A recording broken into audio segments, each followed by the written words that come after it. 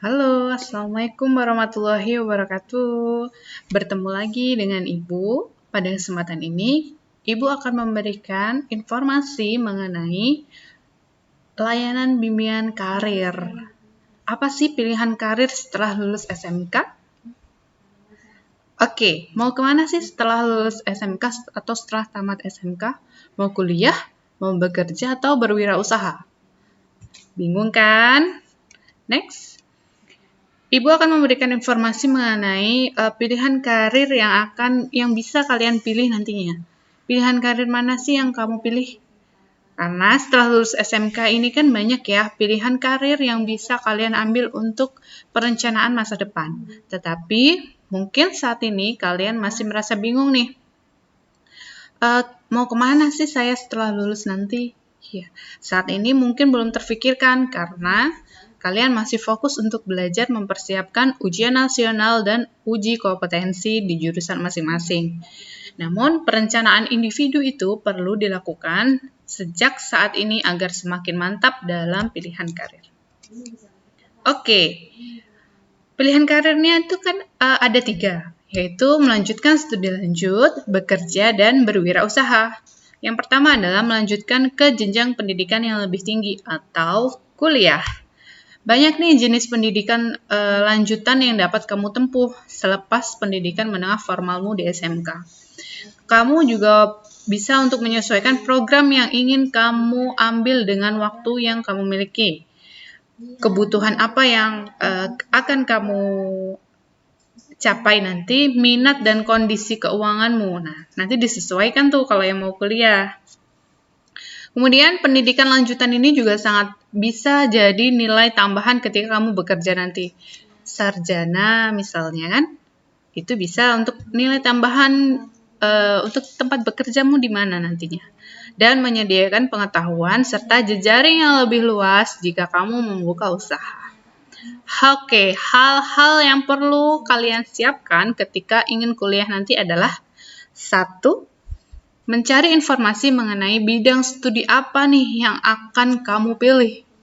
Jadi kita harus mencari dulu informasi tentang bidang studi. Jadi apapun bidang studinya, kita harus cari tahu dulu mana yang sesuai dengan minat kita. Kemudian yang kedua, hal apa yang akan dipelajari pada bidang studi tersebut. Misalnya jurusan farmasi. Jadi bidang studi apa nih? Apoteker. Ya, jadi apa sih hal-hal yang bisa dipelajari pada bidang studi tersebut? Itu juga perlu untuk dicari tahu. Kemudian yang ketiga adalah prospek bidang studi tersebut di masa depan.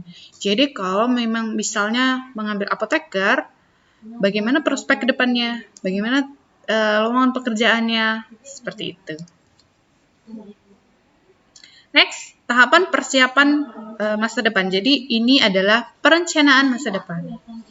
Jika ingin kuliah, kita pada tahap ini sudah memutuskan bidang studi apa yang akan dipelajari.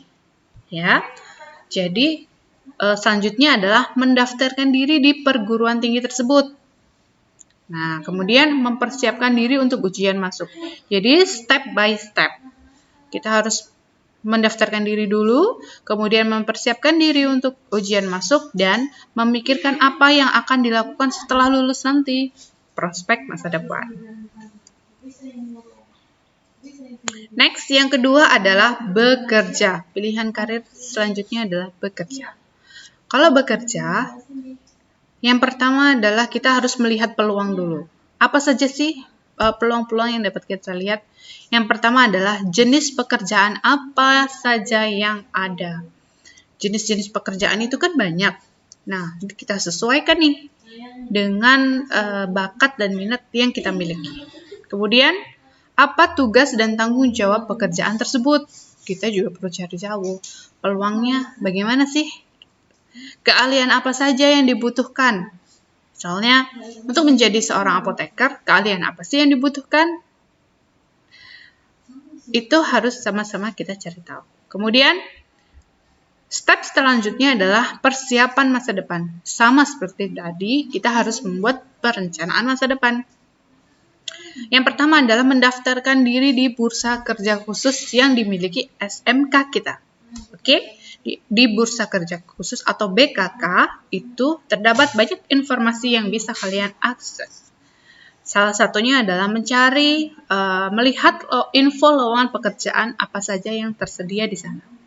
Kemudian, di tahap ini juga kita sudah bisa untuk menyiapkan CV atau kurikulum vitae, atau kata lainnya lagi adalah biodata diri, dan surat lamaran pekerjaan tentunya, karena kita akan bekerja.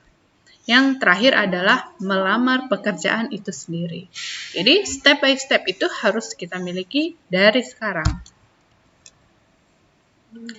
Next, yang terakhir adalah pilihan karir, yaitu berwirausaha. Kesadaran peluang yang harus kita siapkan adalah melihat pengalaman wirausahawan dalam menjalankan usaha mereka. Bagaimana sih pebisnis itu yang sukses itu dalam menjalankan usahanya? Perlu kita cari informasinya. Kemudian mencari informasi lagi mengenai bidang usaha apa saja yang masih prospektif, yang masih digandrungi nih zaman-zaman sekarang ini. Contoh, sekarang ini lagi selama masa pandemi itu sedang in banget usaha masker misalnya. Kita perlu cari tuh, itu peluang dan kita harus cari informasinya secara mendetail. Oke.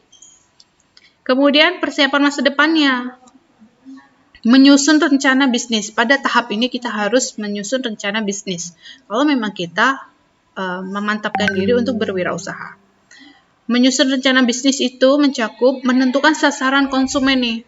Rencana bisnis kita apa? Kemudian sasaran konsumennya itu siapa? Kemudian lokasi tempat usahanya itu di mana? Kita harus bisa pintar-pintar memilih lokasi tempat usaha yang strategis sesuai dengan sasaran konsumen yang akan kita tuju. Kemudian, mencari juga rekan untuk bekerja sama. Namanya membuka bisnis, membuka usaha, pasti ada rekanan ya. Kita harus pintar-pintar memilih rekanan usaha yang akan kita berikan nanti. Dan selanjutnya adalah siapa kompetitor kita. Contoh tadi, kita mau membuat usaha masker. Nah, kompetitor kita siapa? Bagaimana prospek kompetitor kita itu? Kita harus pintar mencari peluang-peluang itu, informasi yang banyak tentang kompetitor kita. Jadi, kita harus bisa di atas kompetitor kita. Yang terakhir adalah tentunya menyiapkan modal usaha.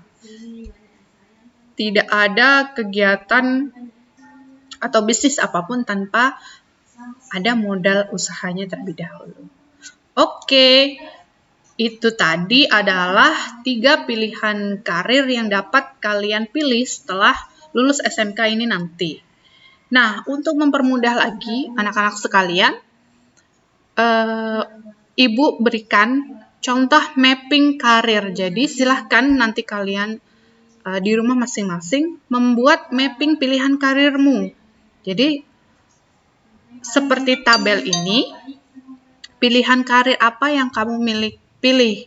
Misalnya tadi bekerja atau berwirausaha. Nah, kalau kalian memilih bekerja, kemudian bidang pekerjaannya itu apa? Misalnya bekerja sebagai apoteker misalnya kan. Kemudian mengapa kalian memilih pilihan itu? Alasannya silakan ditulis. Kemudian upaya apa yang dilakukan untuk mencapai pilihan karirmu tersebut? Selanjutnya, faktor pendukung apa nih dari pilihan karirmu itu?